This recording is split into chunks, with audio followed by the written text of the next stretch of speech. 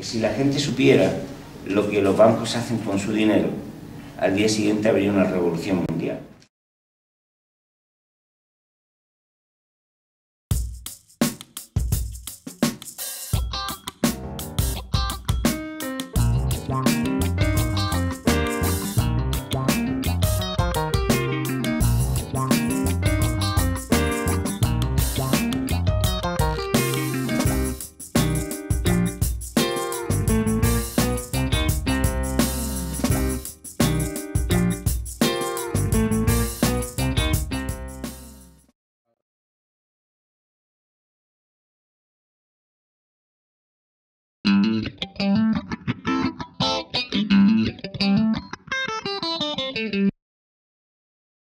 Muchos de ustedes seguramente hayan suscrito alguna vez un préstamo hipotecario.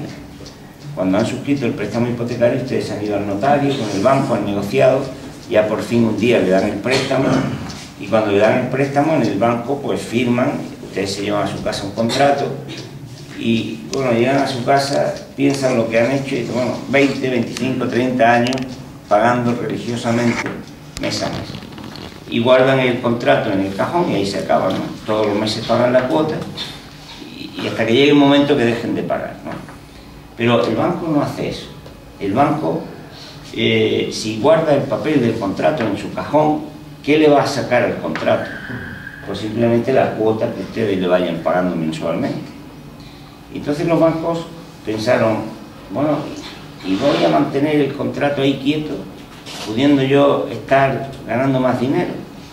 Entonces lo que idearon fue un procedimiento que se llamó la titulización.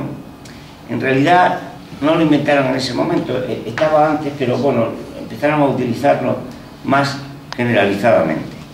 ¿Y qué hicieron? Sencillamente el banco creaba un fondo de inversión, que era del propio banco, con otro nombre.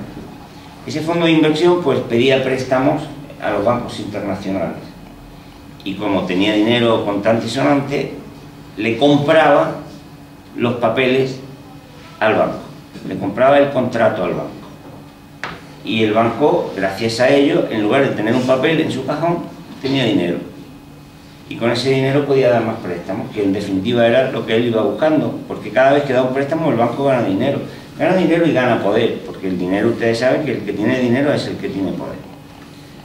Y el fondo de inversión lo que hacía era que le ponía otro nombre a ese contrato y lo vendía, y así el otro lo vendía, y el otro, y se vendían por todo el mundo.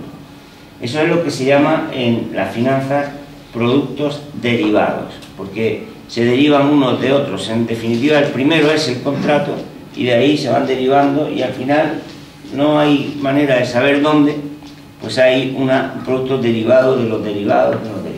Y así se crea una pirámide muy rentable, porque como el banco con ese contrato original va a dar mucho más crédito y va a ganar mucho más dinero, puede ofrecer por ese contrato bastante más tipo de interés del que hay en el mercado. Y entonces por eso esos papeles son tan rentables.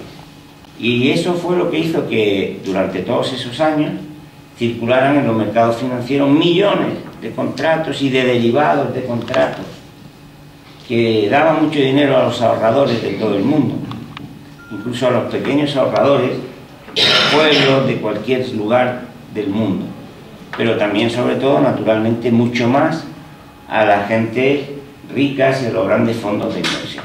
Para que ustedes hagan una idea de cómo creció eso, les voy a poner el ejemplo de un banco que, cuando lo intervinieron, después de que ocasionaran los problemas que ahora voy a contar, tenía 6 millones de euros de capital, 6 millones, y había acumulado 26.000 en productos financieros. Imagínense, de 6 millones a 26.000, esa proporción inmensa, ¿no? Bueno, pues así los bancos estaban felices, los inversores estaban felices, los ahorradores estaban felices, los constructores estaban felices, y vivíamos en el mejor de los tiempos posible. Los que tenían dinero eran felices, los que tenían menos dinero menos, pero en esa situación estábamos hasta que llegó un momento en que los bancos, colocando esos productos, pues se encontraban que estaban colocando en el mercado, claro, cada vez hipotecas más feas, ¿no? De gente que ya le daban préstamos a gente con trabajo precario, ganando muy poco, y era muy arriesgado. Entonces les ofrecían un tipo de interés muy alto, tenían que pagar un tipo de interés muy alto, pero esas hipotecas eran difíciles ya de vender, ¿no? Entonces lo que hicieron fue que hacían unos paquetes y metían unas cuantas hipotecas buenas y unas malas, y entonces ya se disimulaba. Y además contrataban a unas agencias de calificación y le decía, oye, por favor, califícame, evalúame este paquete, que es muy bueno. Por debajo le estaban pagando, claro. Y las agencias de calificación decían, sí, sí, de la máxima solvencia. Luego se descubrió que el 90% era porquería. Y así, pues circularon por el mundo millones y millones de hipotecas. Todo el mundo, como digo, feliz. ¿Qué ocurrió? Pues antes o después la situación cambió. Empezó gente a no poder pagar su hipoteca. Y claro, cuando no pagaban una hipoteca, ese contrato inicial ya no valía nada.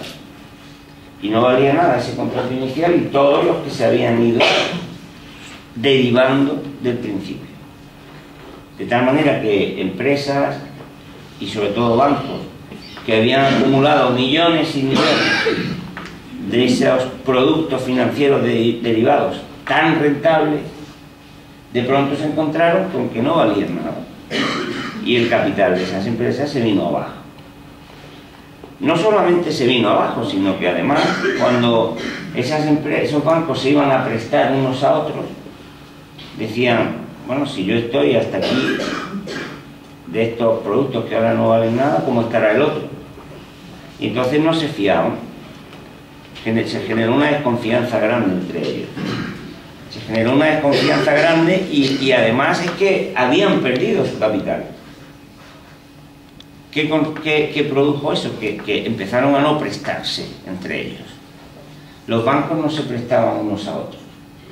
Y cuando no se prestaban unos a otros, y cuando además su capital había bajado, no podían prestarle a los empresarios, no podían prestarle a los consumidores. Y lógicamente, cuando se cerró ese grifo de la financiación, del crédito, la economía se vino abajo. Díganme ustedes, ¿quién de ustedes se puede comprar un piso sin un crédito? ¿Quién se puede comprar un coche sin un crédito? Casi hasta la comida de la semana, ¿no?, la compramos a crédito.